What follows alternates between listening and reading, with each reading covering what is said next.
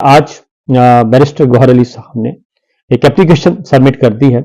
Director general safe city Islamabad को, और उसमें उन्होंने एक दरखास्त दी। उन्होंने कहा है कि हमें 2017 का जो एक्ट है, access to information,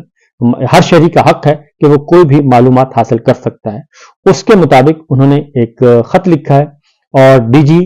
safe city Islamabad को एप्लीकेशन दी है, और उन्हें कहा है कि हमें फुटेज चाहिए, सीसीटीवी फुटेज कैमरों की, जो पुलिस और ये डिस्ट्रिक्ट पुलिस जो है वो लगाती है, बाकायदा तौर पे एक शुबा है, उसको मॉनिटर करते हैं। गवर्नमेंट से मांगा है, सादा जुबान में आपको बता दूं। और इसके लिए उन्होंने कहा है कि 26 नंबर चुंगी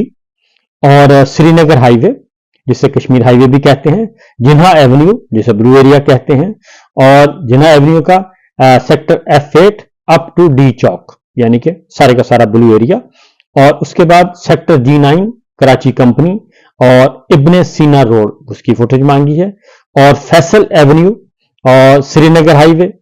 उसकी फुटेज मांगी है जी, और इसके साथ साथ खयाबान इकबाल रोड, इसकी फुटेज मांगी है, और ट्रेल 5 तक इन्होंने मांगी है, खयाबान इकबाल बिल्कुल जी, ट्रेल 5 तक वो मारगला और उसके बाद अंदर वाला रोड जो है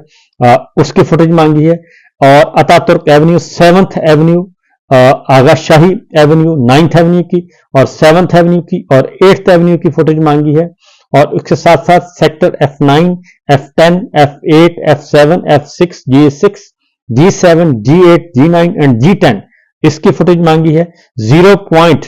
से सेंटोरस की फुटेज मांगी है, यानी कि 0 पॉइंट से सेंटोरस F8 की तरफ जो आता है, ब्लू एरिया पूरे का पूरा, डी चौक, सेंटोरस से डी चौक, ये सारी की सारी फुटेज मांगी है। ये डाटा इन्होंने मांगा है, और चूंकि अब काम शुरू हो चुका है बड़ा टेक्निकल तरीके से, कानूनी तरीके से, आईनी तरीके से,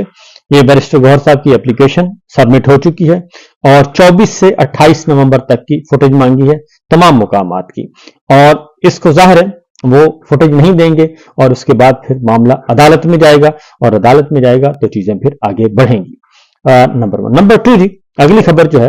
वो है कि अब चीजें बड़ी सामने आ रही हैं। बच्चों को भी उठाया गया, बच्चों को मारा भी गया, बच्चों को उठाया भी गया, बच्चों को जख्मी भी किया गया। बच्चे पहले भी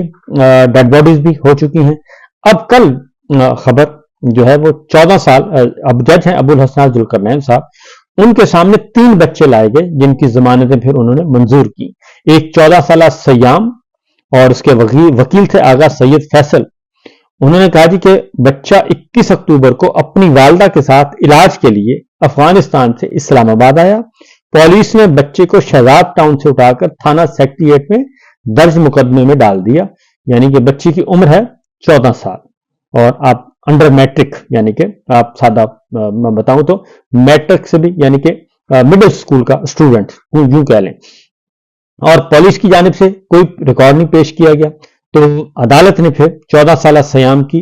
जमानत मंजूर की। उसके बाद 16 साल समंदर खान की जमानत मंजूर की, 17 साल शहजाद खान की मंजूर की। तो ये बच्चे जो हैं, ये 3 बच्चे, कम उम्र बच्चे, इनको लाया गया और इनकी जमानतें मंजूर हुई। इससे आप अंदाजा कर सकते हैं कि मामला कहां तक पहुंचे हुए हैं और किस हद तक फिस्तायत मौजूद है, फिस्तायत का शिकार है ये सब।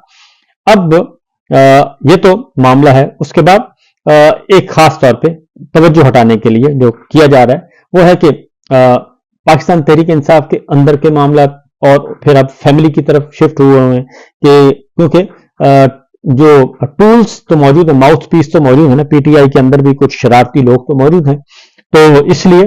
अलीमा खान साहिबा ने एक ट्वीट की है और उन्होंने जवाब दिया है मिशाल यूसुफजई को। और जाहिर है मिशाल यूसुफजई की बात और अलीमा खान साहिबा की बात जमीन आसमान का फर्क है, और कुछ भी हो जाए इमरान खान साहब जो बात कन्वे करते हैं वो अलीमा खान साहिबा के जरिए करते हैं, और अलीमा खान साहिबा को हिम्मत है, अल्लाह ताला ने दी है कि वो बाहर आके वही बात उन्हीं के अल्फाज में बयान करती हैं, और मोस्टली करती हैं इसीलिए वो जेल जा चुकी हैं। उनकी बहन डॉक्टर उस्मा खान जेल जा चुकी हैं नाकर्दा गुनाहों की सजा में। फिर हसन नियाजी जेल में है, हसन नियाजी की बहन, उसको 9 मई में डाला हुआ है, हाजरा नियाजी साहिबा को। तो ये सारे का सारा सिलसिला है। बुशरा बीबी जेल जा चुकी हैं, इमरान खान साहब जेल जा चुके हैं। तो मिशाल यूसुफजई जो है वो उन्होंने एक ट्वीट की और उसके बाद फिर अलीमा खान साहिबा ने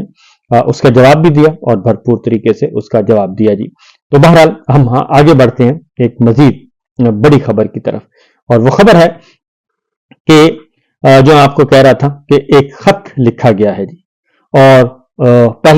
چلیں پہلا بتاتا ہوں، مولانا فضل الرحمان صاحب نے بھی اب طبل جنگ بجا دیا ہے، اور انہوں نے کہا ہے کہ میرے ساتھ دھوکہ کیا، فراڈ کیا، جھوٹ بولا، اور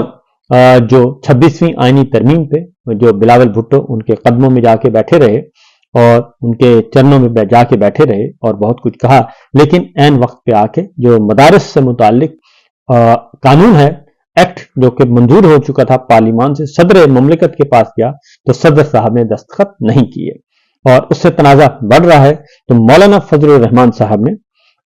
بہت ہی ٹو دی پوائنٹ بات کی ہے، میں آپ کو وہ انہی کی زبانی سناتا ہوں تاکہ پھر آپ کو بات اچھی طرح سمجھ آ سکے۔ ہم نے آپ کے خلاف اعلان جنگ نہیں کیا، آپ نے ہمارے خلاف اعلان جنگ کیا ہے۔ ہم تو رسول اللہ صلی اللہ علیہ وسلم کے فرمان کی اطاعت کرتے ہیں۔ صلی اللہ العافیہ ولا تتمنوا لقاء العدو وَإِذَا لَقِيتُمْ فَاثْبُتُوا، اللہ سے عافیت مانگا کرو،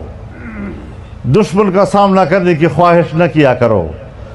اور اگر سامنا ہو جائے تو پھر ڈٹ جایا کرو۔ سو اب سامنا ہو چکا ہے، سو ہم ڈٹے ہوئے ہیں انشاءاللہ العزیز۔ اور آپ سمجھتے ہیں ہم تھک جائیں گے، وہ تم نے یہ سبق نہیں پڑھا، یہ سبق ہم نے پڑھا ہے۔ حدیث کی کتابوں میں یہ درس ہم نے پڑھا ہے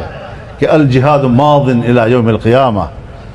تو ہم تو قیامت تک دین اسلام کے لیے جدوجہد کرنے کے قائل ہیں۔ ہم تھکیں گے کب اور کیوں تھکیں گے؟ اسی راستے سے تو ہم نے جنت میں پہنچنا ہے، تو مایوسی کی کوئی بات نہیں ہے۔ تو یہ مولانا فضل الرحمان صاحب ہیں۔ اس کے بعد عمران خان صاحب نے بھی ایک بات کر دی ہے، اور انہوں نے کہا یہ مذاکرات کی دکان بند کریں، مذاکرات اس وقت شروع ہوں گے جب تمام کے تمام سیاسی قیدی رہا ہوں گے، اور اس کے بعد ایک جوڈیشل کمیشن پہ اناؤنس کریں، جوڈیشل کمیشن 9 مئی کا بھی اور 26 نومبر اسلام آباد کا قتل عام، اس کے بارے میں بھی اناؤنس کریں۔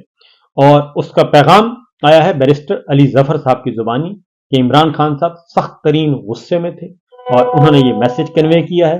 اور انہوں نے کہا کہ یہ نہیں ہو سکتا کہ یک طرفہ ٹریفک چلائی جائے، اور ہمیں مذاکرات کی ہم بھیک نہیں مانگ رہے، یہ تو صرف ایک اتمام حجت کے لیے کیا گیا ہے کہ جو یہ کہتے تھے کہ ہم مذاکرات نہیں چاہتے، کمیٹی بنا دی ہے، جس نے مذاکرات کرنے ہیں آئیں اور کریں، اور وہ ہوں گے رول آف لا کے لیے، سپرمیسی آف کانسٹیٹیوشن کے لیے، ڈیموکریسی کے لیے، اور جو ظلم کا نظام ہے اس کے خاتمے کے لیے۔ کیا کہا بیرسٹر علی ظفر نے، ذرا سنیے۔ اور میری عمران خان صاحب سے کل ملاقات ہوئی اور میں نے ان کو یہ پوچھا تو بڑے غصے میں تھے وہ، اور انہوں نے کہا کہ یہ کہاں کا یہ مذاکرات کا یہ طریقہ نہیں ہوتا، ہم کسی سے بھیک نہیں مانگ رہے، ہم کسی سے ریکویسٹ نہیں کر رہے مذاکرات کریں، ہم نے تو صرف ایک ہمارے خلاف الزام یہ لگایا جاتا تھا کہ آپ نے مذاکرات یا بات چیت کے دروازے بند کیے ہوئے ہیں، تو ہم نے صرف وہ دروازے کھولے ہیں، ہم کوئی کسی کو ریکویسٹ نہیں کر رہے کہ آپ آ کے کریں، بلکہ ہم نے تو شرائط 2 لگائی ہیں کہ اگر آپ نے مذاکرات کرنے ہیں تو پہلے یہ 2 شرائط پوری کریں ہماری۔ ایک شرائط، اور بڑی اچھی شرائط ہیں، بڑی عام شرائط ہیں، ایک تو شرط یہ ہے کہ آپ یہ جو موقف آپ نے اختیار کیا ہوا کہ 24، 25، 26 کو کچھ نہیں ہوا، ہم کہتے ہیں بہت کچھ ہوا، لوگ شہید ہوئے، گولیاں چلی، آپ کہتے ہیں نہیں کچھ نہیں ہوا، آپ نے ظلم کیا، آپ آئے تھے ٹیررزم کرنے۔ تو یہ دونوں جو موقف ہیں ان کو پتہ کرنے کے لیے کمیشن بنا دیں، آزاد کمیشن فیصلہ کر لے گی۔ ایک یہ بڑی اچھی، ایک ریزنیبل اور آئینی درخواست ہے، اور دوسری ہماری یہ ریکویسٹ ہے کہ آپ ہمارے جو لوگ ہیں جو آپ نے کسی کیس کے بغیر جن ورکرز کو اور جن لیڈران کو آپ نے جیل میں رکھا ہوا ہے ان کو رہا کریں۔ باقی ہم یہ نہیں کہہ رہے کہ آپ عدالتوں سے ہمیں چھڑوائیں، عدالتیں تو ہم وہاں کیس لڑ رہے ہیں۔ یہ 2 بڑی ریزنیبل ریکویسٹ ہیں، اور اگر وہ ریکویسٹ مانتے ہیں تو ہمارے دروازے کھلے ہیں۔ یہ جو امپریشن ہے کہ ہم کوئی ریکویسٹ کر رہے ہیں، ایسی بات نہیں، ہماری صرف بات یہ ہے کہ ہم سے کہا جاتا تھا کہ ہم لوگ مذاکرات کے لیے تیار نہیں ہیں، ہم نے اب وہ دروازے کھولے۔ ایک سجیشن آئی ہے کہ خورشید شاہ صاحب والی جو پارلیمنٹری کمیٹی ہے اس کو اب بڑی خبر کی طرف جی، اور وہ ہے جنرل عاصم منیر صاحب۔ جنرل عاصم منیر صاحب کو خط لکھا گیا اور ملاقات کے لیے وقت مانگا گیا، تو انہوں نے ملاقات کے لیے وقت نہیں دیا، اور اس کے بعد کیونکہ آصم منیر صاحب کی جو اس وقت پالیسیاں ہیں اس کے بارے میں فوج کے اندر بھی اور جو فوج کے سینئر آفیشلز ہیں،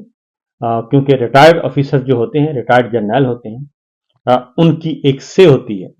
اور باقاعدہ تھنک ٹینکس ہیں فوج کے ریٹائرڈ آفیشلز پہ، جرنیلوں پہ، بریگیڈیئرز پہ، فوج کے جتنے بھی افسر ریٹائر ہوتے ہیں ان کے مختلف تھنک ٹینکس ہیں اور وہ تھنک ٹینکس اپنی آراء کا اظہار کرتے رہتے ہیں۔ تو ایک ہی بریگیڈیئر محمود صاحب ہیں جو اس وقت بابا آدم سمجھے جاتے ہیں، جو ریٹائرڈ جتنے بھی آفیسرز ہیں، ریٹائرڈ جرنیل ہیں ان کے، کیونکہ یہ 98 ایئرس اولڈ ہیں اور سینئر موسٹ ہیں۔ ذرا سنیے وہ کیا کہتے ہیں۔ ہم نے جنرل باجوہ سے اس وقت بھی کہا کہ اس وقت کہ ہمیں جانتی ہے امریکہ کی ہسٹری، کیسے اس نے ایوب خان کے زمانے میں اس فوج کے اوپر، اس ملک کے اوپر پورا کنٹرول رکھا ہوا ہے۔ ہم نے باجوہ سے کہا کہ ٹائم آ گیا ہے کہ ہم امریکن ہیجمنی جو ہے اس کو توڑیں، مگر باجوہ کا جواب یہ تھا کہ امریکہ کو کرٹیسائز کریں۔ آج کل کی جو فوج ہے ہمیں تو یہ معلوم ہو رہا ہے کہ یہ پاکستان کے عوام سے دور ہو رہی ہے۔ پاکستان کے عوام اور فوج کے درمیان اتنا فاصلہ ہو گیا ہے کہ یہ ایک نہایت خطرناک سچویشن میں ہم پہنچ گئے ہیں۔ جنرل باجوہ کے زمانے میں ہمیں جی ایچ کیو بلایا گیا تھا اور جی ایچ کیو میں ہماری بڑی لمبی میٹنگ ہوئی۔ اس لمبی میٹنگ کے متعلق تو میں اتنا نہیں کہنا چاہتا، بٹ وہاں پر اس میٹنگ میں انہوں نے صرف بار بار ہمیں ایک ریکویسٹ کی کہ جی آپ تھوڑی دیر ٹھہر جائیں، حالات ٹھیک ہو جائیں گے۔ اس وقت ہم نے صبر کیا۔ اس کے بعد جب باجوہ ریٹائر ہو گیا اور جنرل عاصم منیر نے نئی کمانڈ سنبھالی تو ہمارا خیال تھا کہ اس کو ہمیں موقع دینا چاہیے تاکہ جو پالیسی جنرل عاصم منیر بناتا ہے اس ملک کے لیے وہ اس ملک کے لیے اچھی ہے یا نہیں ہے۔ ہم نے اتنے مہینے انتظار کیا۔ اس کے بعد ہم نے ان کو ایک خط لکھا جس خط میں ہم نے ان سے یہ درخواست کی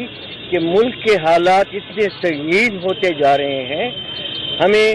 موقع دیں، ہم آپ کے ساتھ مل کے بیٹھ کے اپنا نظریہ آپ کے سامنے پیش کریں، آپ اپنا نظریہ ہمیں بتائیں۔ مگر جنرل عاصم منیر نے بالکل پرواہ بھی نہیں کی کہ انہوں نے اس خط کا جواب نہیں دیا۔ اب تھوڑے دن ہوئے ہیں کہ ہمارے 2-3 retired senior general Asim Munir سے ملے کسی سندھ ریجمنٹ کے فنکشن میں۔ وہاں پر جب انہوں نے ملک کی حالات کے متعلق ان سے بات کی تو عاصم منیر کا جواب یہ تھا کہ آپ اس فوج کو نہیں جانتے۔ تو یہ سچویشن ہے جناب، یہ صورتحال ہے کہ ریٹائرڈ جرنیل خطوط لکھ رہے ہیں اور پھر ملاقات کرتے ہیں اور ملاقات میں انہیں کہا جاتا ہے یہ وہ فوج نہیں ہے، یہ تو نئی فوج ہے۔ جی ہاں، بالکل ایسی بات ہی ہے، کیونکہ آج تک فوج نے گولی نہیں چلائی، قتل عام نہیں کیا اور نہ ہی پاکستان کے عوام کو اس طریقے سے کچلا۔ ایک دفعہ کچلا اور اس کا نتیجہ یہ نکلا 70 میں یحییٰ خان نے یہ کام کیا تھا اور اس وقت پھر نتیجہ یہ نکلا کہ پاکستان 2 ٹکڑے ہو گیا تھا۔ تو انشاءاللہ پاکستان نے سلامت رہنا ہے اور اب وہ نوبت نہیں آئے گی اور اب اصلاح احوال کے لیے کچھ لوگ نکل کھڑے ہوئے ہیں۔ انشاءاللہ اچھا رزلٹ آئے گا۔